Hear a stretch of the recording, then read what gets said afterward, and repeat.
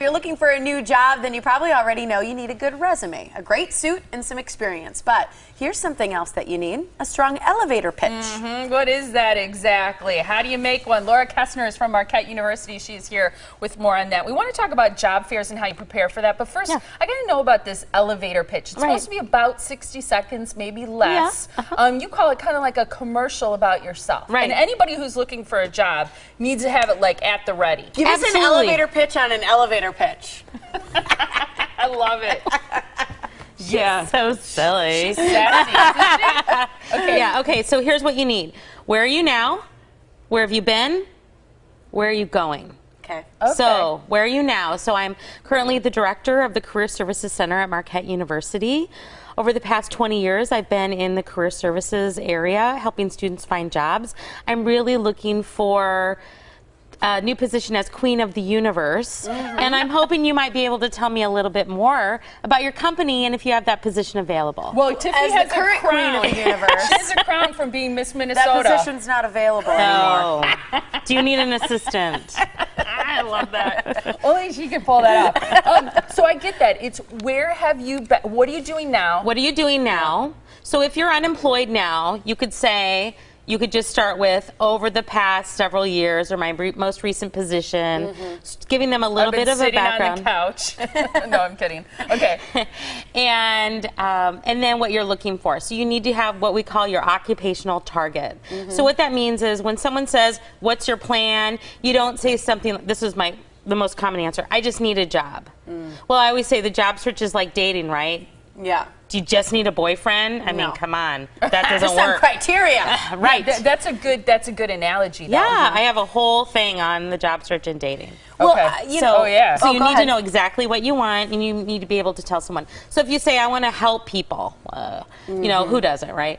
Okay, so you want to say something like, I'm really interested in becoming a victim's advocate working through the court system to help minors navigate the process. So specifics. So then you might say, oh, you know what? I know someone who does this who might be able to help you. So clear, specific occupational target. Does this also go at the top of a resume anymore? Do people include an objective?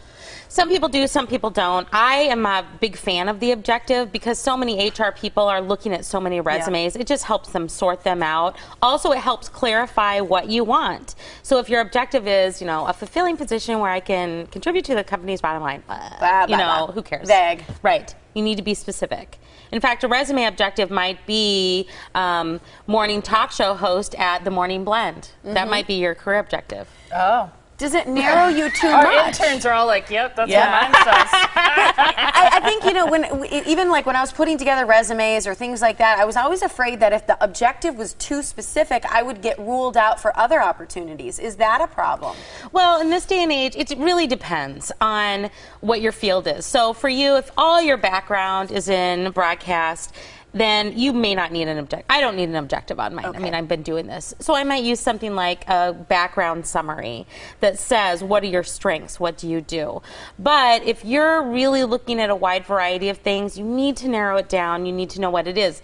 Now, it doesn't rule out the possibility within that company that you might have 3 objectives, but your objective is to work at XYZ company in the capacity of this, this, or this. I like that. But again, you're specific enough that they're not going to put you at the, you know, mailroom. You're right. Right. Okay. I'm trying to think of something to not offend anybody. Yeah. Well, if you don't want to work there, you know. Right. We got to get to this kind of quick.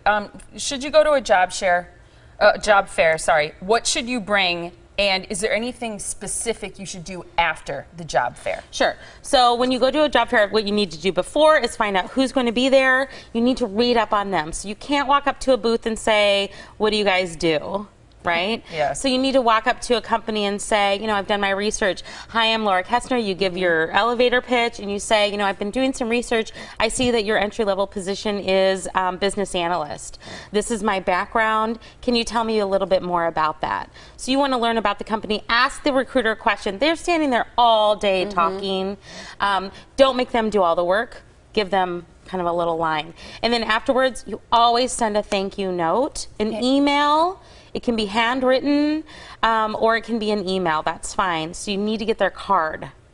So that's the thing with it. Always send a thank you. Now, if you talk to someone and you're like, I'm never going to work for that company, don't waste your time. It doesn't matter. Or theirs. Right. But if you made some connection with someone, definitely send a thank you, follow up, attach your resume again, connect with them on LinkedIn. Definitely need to do that, and then maybe follow up with them a couple weeks later. Real quick before we let you go, because we've just got a couple seconds left. The most common question is, tell me something about yourself, or tell me about yourself. It's so open-ended. Do you use your elevator pitch, or do you use something more personal? Your elevator pitch. So again, where you are, and you want to talk more than about the job.